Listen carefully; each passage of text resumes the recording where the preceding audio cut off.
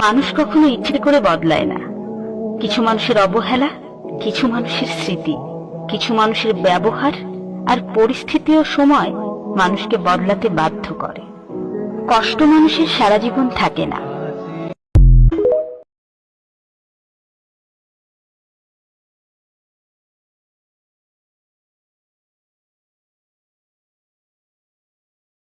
মানুষ কখনো ইচ্ছে করে বদলায় না।